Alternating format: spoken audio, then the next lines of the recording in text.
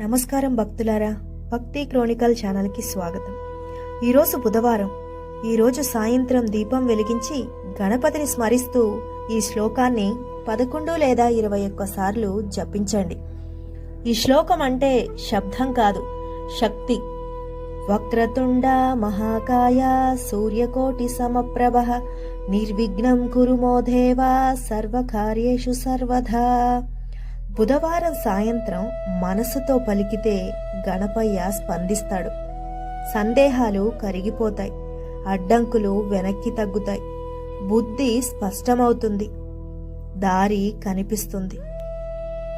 నువ్వు అడిగింది చిన్నదే అయినా నమ్మకం పెద్దదైతే చాలు, మిగతాదంతా వినాయకుడి చేతిలోనే. జై గణేశ నీ దారికి వెలుగు చూపిస్తుంది. ఈ శ్లోకం బుధవారం సాయంత్రం జపిస్తే మనసులోని సందేహాలు తొలగిపోతాయి, బుద్ధి ఆలోచన శక్తి పెరుగుతుంది. ప్రారంభించే ప్రతి పనిలో అడ్డంకులు తగ్గుతాయి.